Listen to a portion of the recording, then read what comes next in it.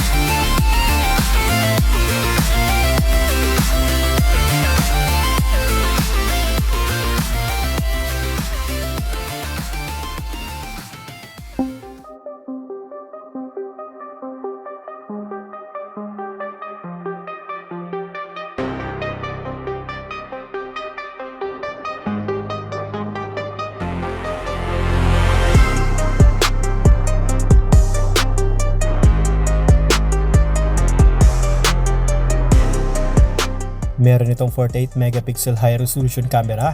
Ibig sabihin, malinaw ang bawat kuha mula sa taas. Kita mo ang detalye nang hindi sabog o malabo. Meron na rin itong omnidirectional obstacle avoidance. May sensors sa lahat ng side, kayang umiwas sa sagabal kahit saang direksyon, kaya mas ligtas at confident kang makakuha ng shot. Susunod, precision hovering. Kahit mahangin o medyo alanganin ang environment, steady pa rin ang kuha, hindi umanog ang frame, hindi hirap mag-compose. Salamat sa gimbal nito. Mas mahaba na rin pala ang battery life nito. Umabot na daw siya ng 36 minutes. Mas matagal ang lipad, kaya mas marami kang angles at sequences na pwedeng kunin sa isang take. Meron din itong intelligent flight modes tulad ng active track at quick shots. Perfect para sa cinematic movements na smooth at consistent. Kahit hindi ka na mag-manual control, mas malakas na rin ang wind resistance nito. Kahit may hangin, hindi agad natatangay.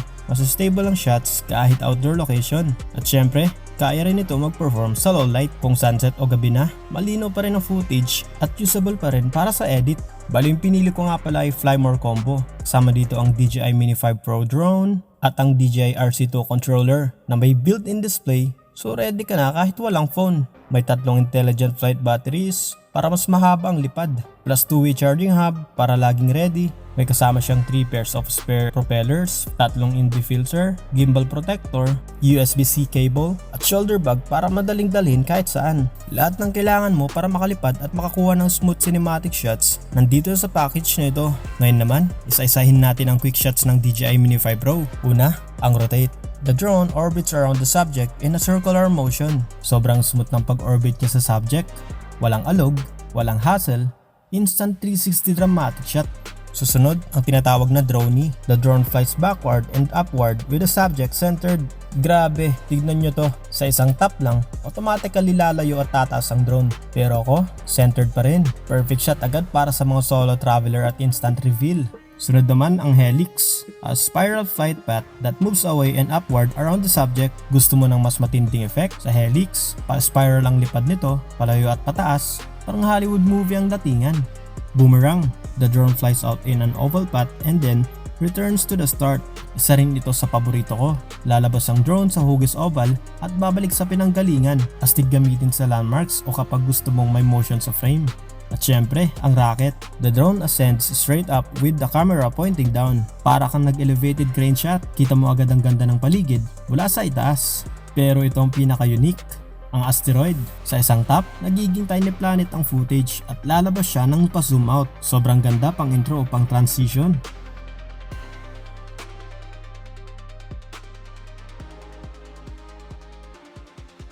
Ngayon naman mga riders, itatry na natin yung obstacle avoidance niya. So ang unahin natin is yung brake. Ayan. So ang gagawin ko, papadiretso ko siya sa akin. Yan. Straight siya sa akin. Yan. Babanggain talaga ako niyan pag in-straight natin. Ito lang ko-controlin ko. Ito lang kung isa. Para hindi siya tumaas o gumilid. Ito kasi para tumaas siya or lumiko at makaiwas. Ito ang ko-controlin mo. Kung dito lang magko-control, hindi niya tayo may iwasan. Kasi ito, or abante or ano lang, sideward lang to. Hindi siya tataas or gaganon. So ito lang pipindutin natin.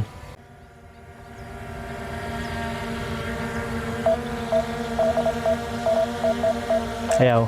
So ginaganon-ganon ko na siya. Ayaw talaga. Ayaw umabante.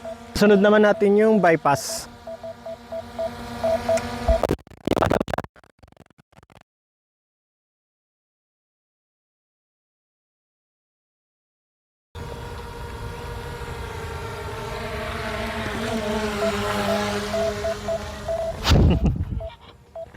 Nasa 469 meters yung distance niya sa atin. I-return to home natin siya dito. Bali pinalipad ko siya rito kanina, ganito, dito. So tignan natin kung dito siya babalik. Okay. Pipindutin lang natin to, long press lang natin. Return to home.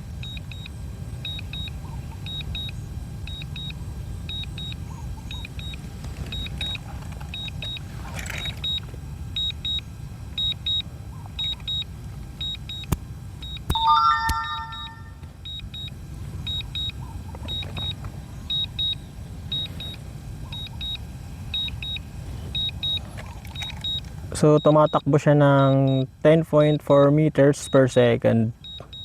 Ay, nasa 200 meters na lang yung layo niya sa atin. 176 meters.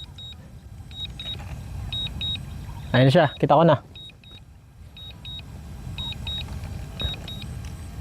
Tignan natin kung gaano accurate yung return to home niya.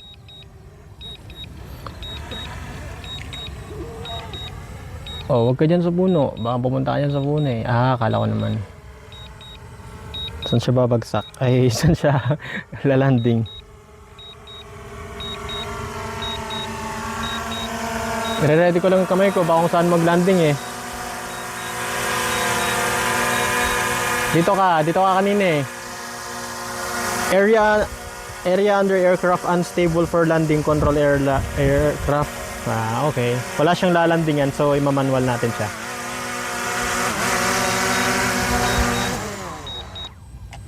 And that's it. Diba, di na natin hinanap kung saan tayo galing. Ang galing, di ba?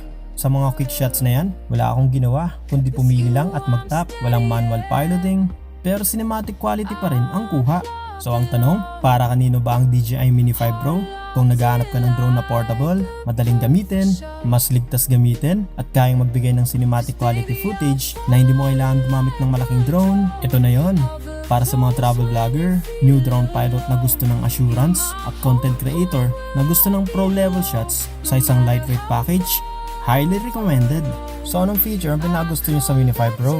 Comment nyo lang yan sa ibaba. Kung nagustuhan mo ang video nito, huwag kalimutang i-like ang video na to at mag-follow sa page ko para updated ka sa mga bagong uploads ko. Maraming salamat sa panonood.